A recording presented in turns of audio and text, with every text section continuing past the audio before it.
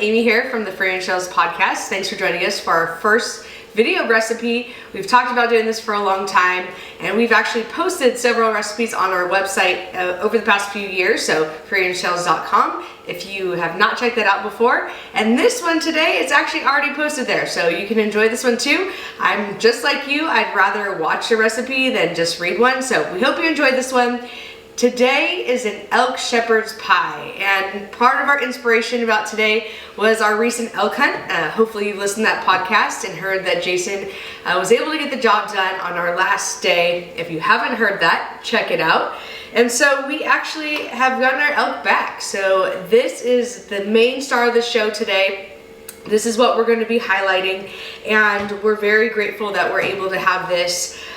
This recipe came together because we've been substituting out elk for beef. So again, shepherd's pie, nothing fancy. Really all it is some sort of filling, usually vegetables and a meat, and make sure you have some mashed potatoes on top. I know that on our website we actually have a recipe for pheasant pot pie. You could literally make the recipe for the inside of the pheasant pot pie, put mashed potatoes over it instead of a puff pastry or a pastry of sorts, and call it a shepherd's pie instead. So this is a very versatile recipe. I am not a chef in any way, shape, or form, so please know that I look at recipes as just a guide, all right? They're just suggestions. So take out the ingredients you don't like, add more of the ingredients you do like, and most of all, try it out and let us know what you think. All right, so to get started, I've done just a couple things. I do have some of our potatoes already on the stove cooking. I'm gonna chop just a couple more up. Remember, the most important thing when you're cooking potatoes is just to make sure that they're all similar size. So I'm using Yukon Gold potatoes. I chopped them up pretty small. I don't know, like 3/4 of an inch by maybe 1/2 inch, just so they'll cook quickly, because I want this to cook the same rate as my insides cooking, so all the vegetables and meat. So I'm gonna add these to the pot. I'm trying to get it done all at one time. I know that I'm very busy and I don't have a lot of time to cook dinner most nights, so we are gonna try to get this done at the same time. We'll see if we're successful. All right, let me kick this up, get that going, and hopefully it does not overflow on us. So now potatoes are going. We are going to make the mashed potatoes in that same pot. I know I'm not a fan of dishes. Jason calls me the Tasmanian devil, making fun of how messy I can be in the kitchen, so I'm gonna try to keep it clean for you guys today. But right now, I just want to show you a few things. All right, so we are gonna start with just sweating out some onions. Hopefully you can see this. I have some onions already diced. But if you take your onion, I don't like crying, you know, when I'm cutting my onions. So I've cut it across where the root is. I'm gonna come down, again, uniform pieces, so you do 1/2 the same size as you did the first half. Come down, you're gonna make your cuts, and then so they're at the root end, right? And then you're gonna come around, and you are going to then slice the other direction, and you're gonna have nice, even pieces for yourself. So, put that back together. These should all be very uniform. Turn it over and get the end. The rest of it is trash, so hopefully that works for you. I got my fire going. I'm gonna add a little bit of oil. Sometimes I use avocado. This today is olive oil. Now, one of those things that we're using elk for this recipe is there's not a lot of fat in elk, so I want to add oil. But if you didn't have elk and you were just using beef, you might not have to add as much as I just added. I put 4 tablespoons in there to sweat out my onions. And again, I'm only using that much because 1, my onions need to cook, but 2, I'm not going to have another fat really in there. Now, the elk that I'm using is a sausage. When you harvest an animal yourself, you have the opportunity to select how you like to butcher to, I guess, cut it up for you.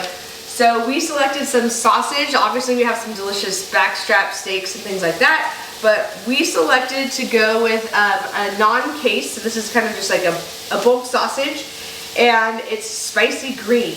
Spicy green. I'm guessing it's hatch chilies in there, and I wanted to find a way to use this. I had these ingredients at home. If it hadn't been for the sausage, I would have never made a spicy shepherd's pie, but I highly recommend it. We have made this recipe for some of our family. My niece and my son, they're both 2, and so they don't really like spicy things. So we made it with regular ground elk. It was delicious, but if you have a family that likes spice, I highly recommend this. So again, I would just add hatch chilies to your beef, and you're gonna have a very similar delicious flavor. So we're gonna get these started, and I'm actually gonna try something for you. I'm gonna try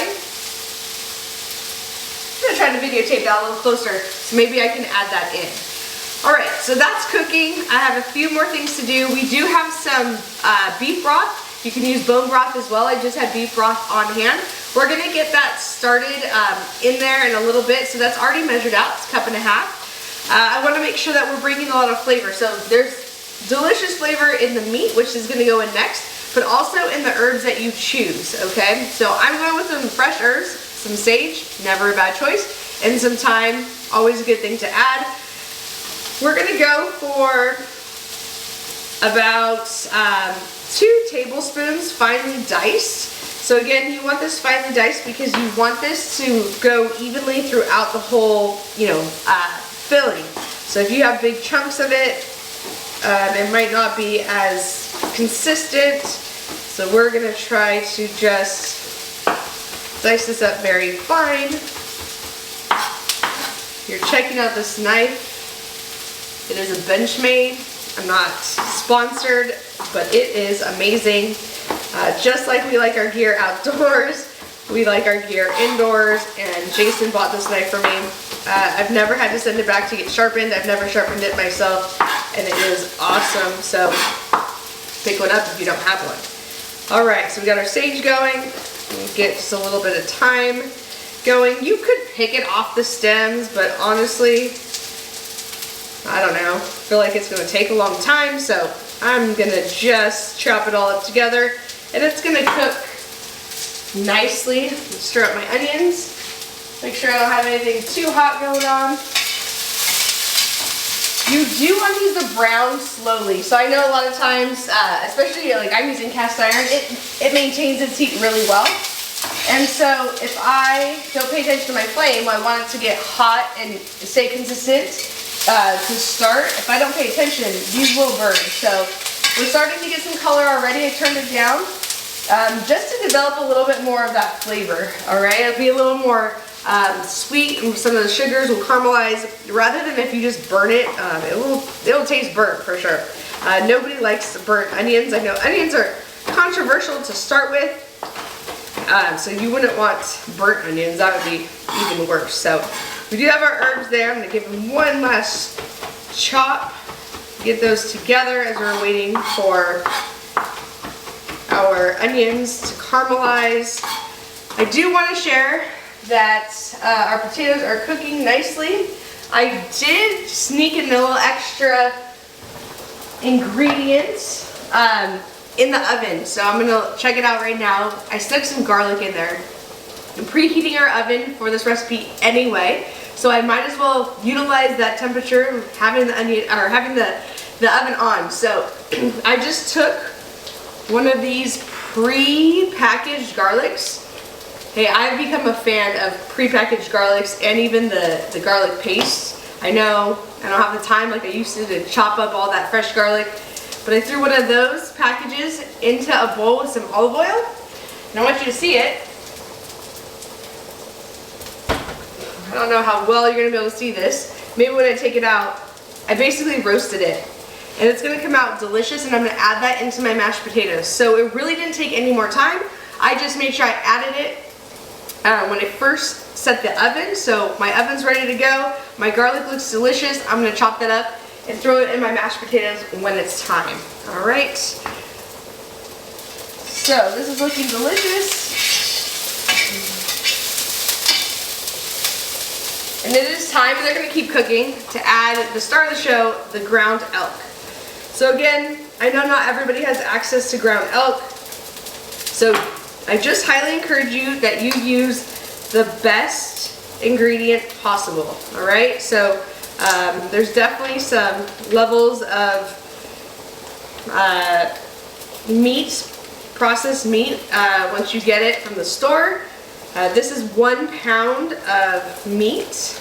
And so again, usually I know like making it expensive, but if you just buy a pound of meat and it's, you know, the star of the show, and then you're expanding that with vegetables, you really don't have to worry about spending too much money. It's really about the quality of the ingredients, and it will show. So let me add that to our pan.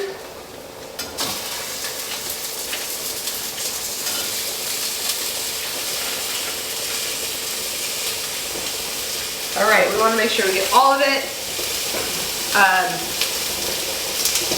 If you've never had meat processed before, very interesting having the opportunity to decide how you want to process.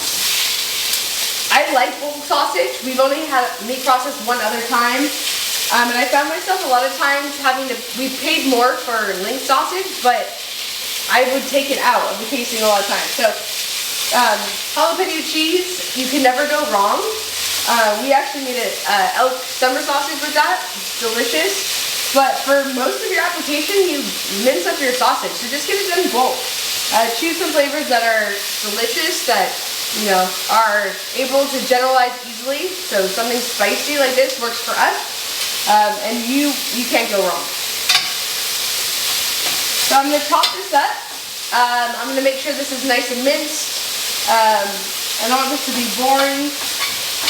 So we might speed through some of this. But once this gets minced, we're going to add in our herbs. We're going to add in a little seasoning.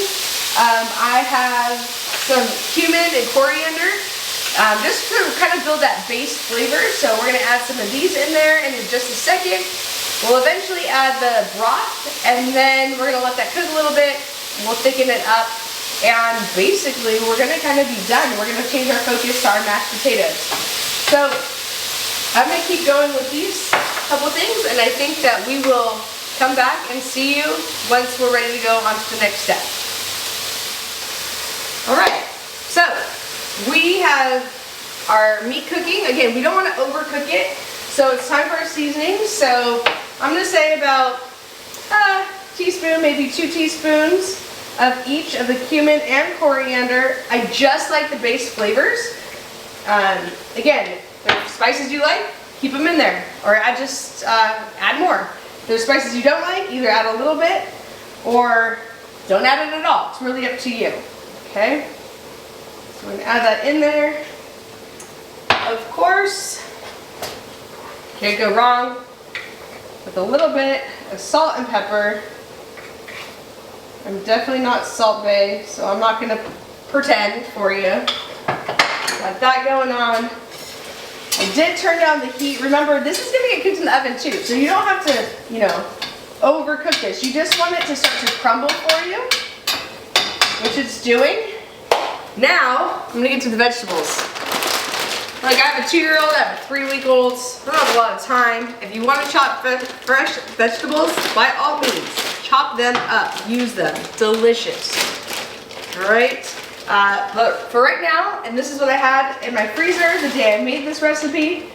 It was a vegetable mix. We got some carrots, got some corn, green beans, and peas. Delicious. I do enjoy using frozen vegetables. I'm going to turn this back up because the vegetables are cold. They are frozen. Frozen vegetables are great.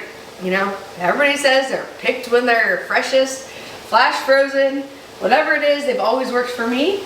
And honestly, this mix is nice. I don't have to open a bunch of cans. So I do keep things like this on hand in my freezer.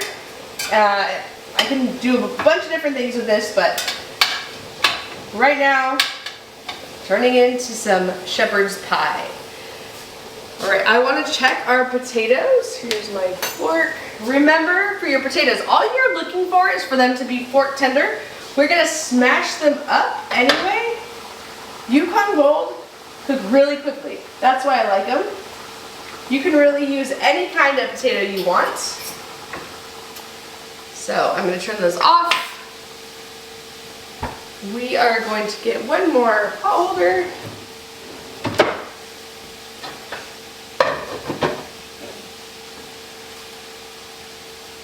All right, I know you might not be able to see this, but I'm just gonna drain these.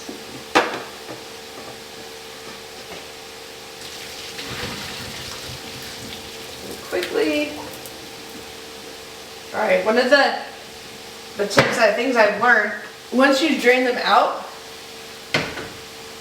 throw them back on the stove and open the lid. So what you don't want is watery mashed potatoes, all right? I don't know if you can hear that, but it's starting to sizzle. That means that all the extra moisture is coming out. That way when we add all the good stuff in there, it's not going to mush them up, right? So it's going to be all that same flavor. So that's just going to go on there for a minute. And as I'm thinking about what's going in there, I realized I forgot one ingredient. So I'm going to grab it in the fridge, which you might not be able to see me.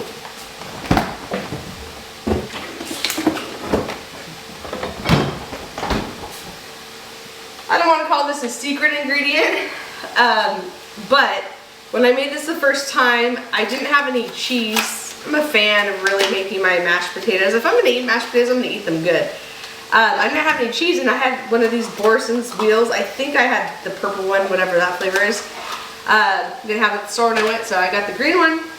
But anyway, I added some mashed potatoes, delicious. So I'm still gonna add a little heavy cream. I'm still gonna add a little bit of butter, but this is awesome. So I'm not even sure how they make this, but it's really good.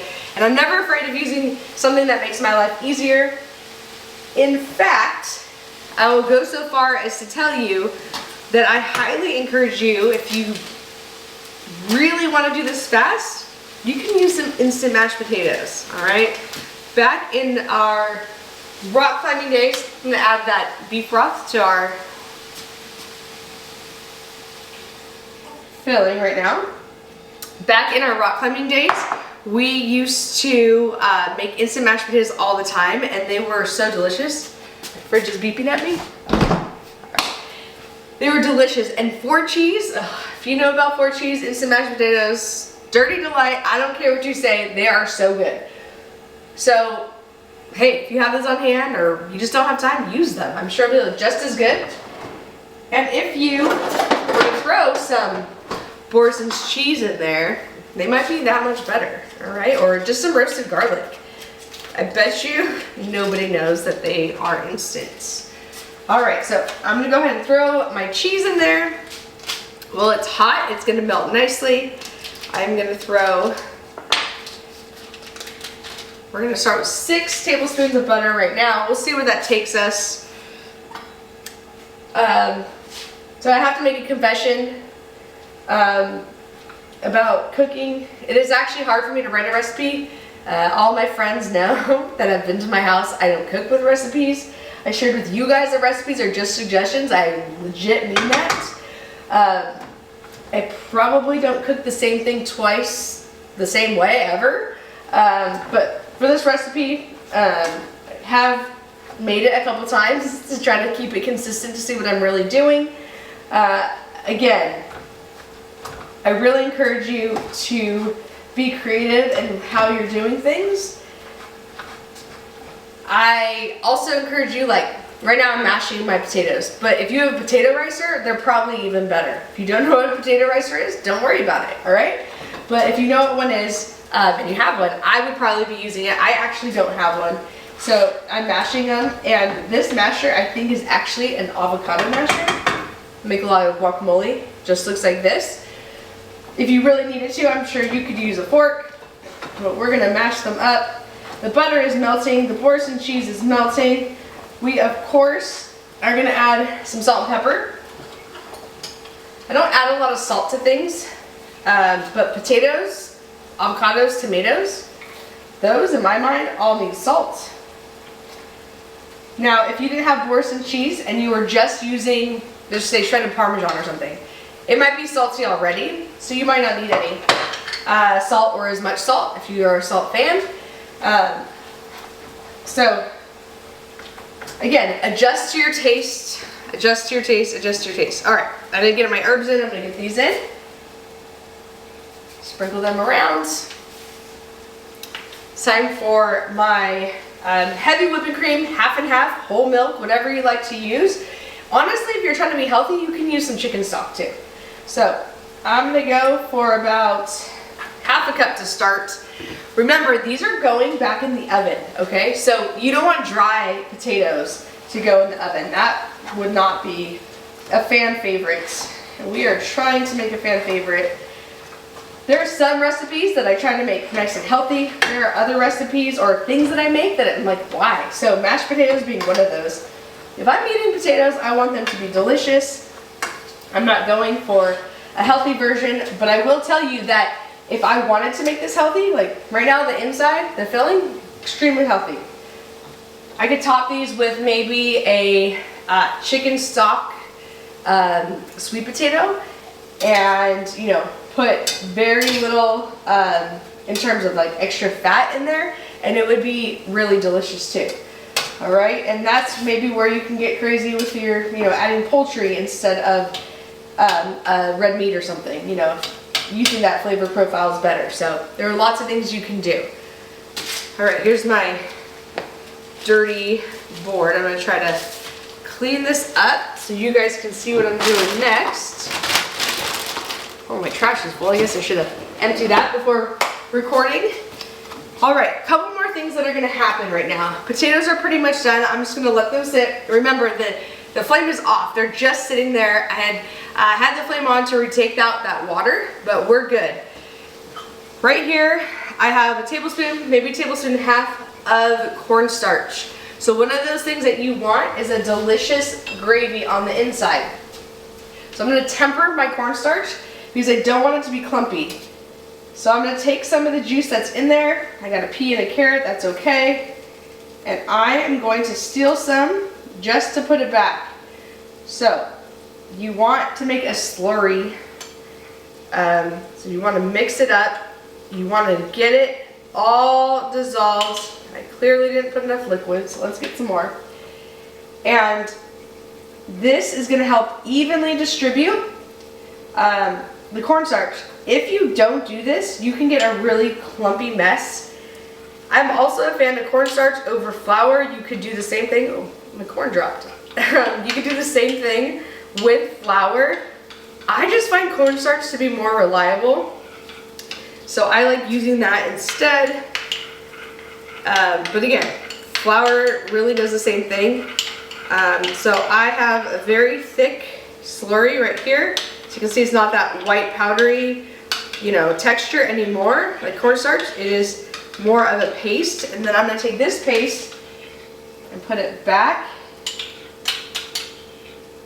And you could have added more liquid to make it thinner. It really doesn't matter, but I do know that this will spread out.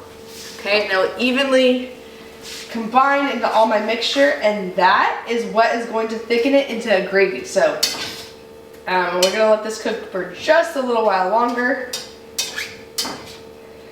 So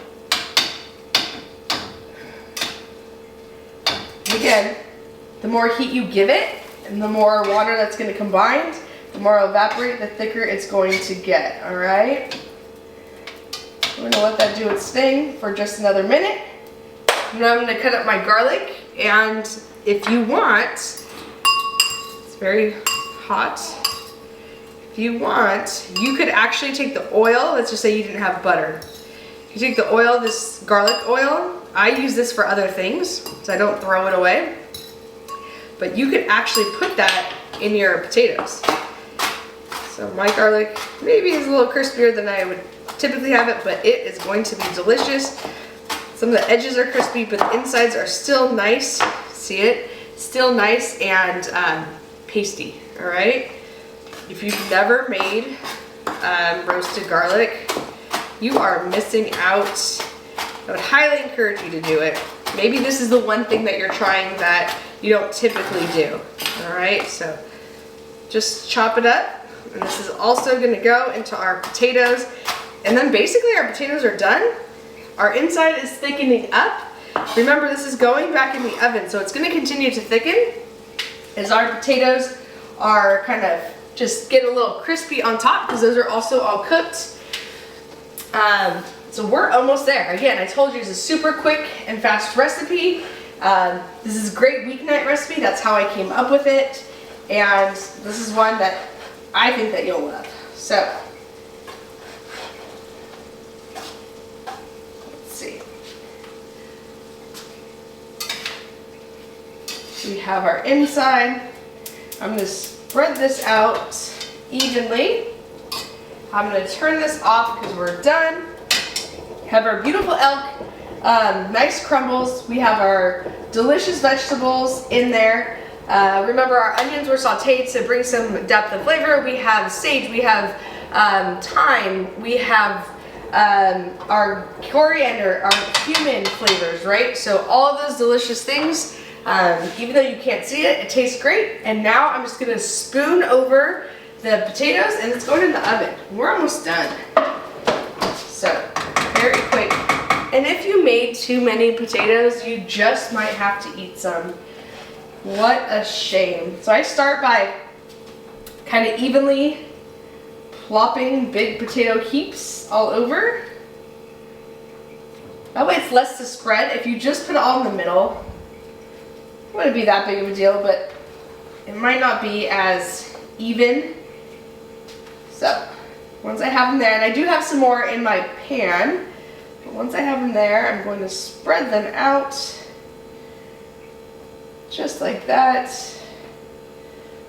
I hope this zoomed in version is gonna work so you can see how amazing this is. And I just sort of want to cover all of the openings. So come back around. Now if you wanted to get really maybe not calorie friendly, I mean, you could throw a little bit more cheese on there. You could throw a little bit more butter on there. You could do a lot of things. Delicious. But we're gonna stop there. We've been indulgent enough. So let me throw this in the oven, and again, we're just gonna let this brown up, and then we're gonna take it out and we're gonna eat it. It's gonna be awesome.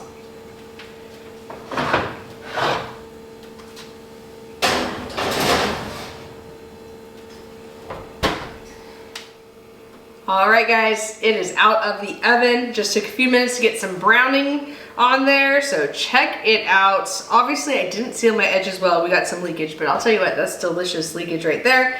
I want you guys to see what this looks like inside. I've normally used a bowl, but just so you guys can see it, delicious potatoes, delicious vegetables, elk. It's the part I've been fearing, having to eat this when it's hot. But let's have a taste, even though I already know it's delicious. As I let this cool for a second, check out my pans. Field Company, they are awesome. I really enjoyed this little lip so I can lift it up because that is a heavy pan of delicious goodness. That would be really hard to carry just by the handle. So again, not sponsored, just if you're looking for some nice cast iron, I have a whole set, check those out. Yep, definitely heat pot, but it's the spice, I'm telling you, it's a spice. I'm so glad I took a chance by using that chili elk. It really is delicious. I hope you try it. I hope you've learned something new or just inspired to make something. Again, remember, it's not about having wild game, it's about having the best product and sustainable resource that you can. Maybe having some friends that hunt and fish as well. Those might be useful friends for you. Keep an eye out for more recipes. I hope you enjoyed the first one. Check us out, freerangetails.com, or on our Instagram, freerangetails. Let us know what you think, and we look forward to making another video soon. Cheers.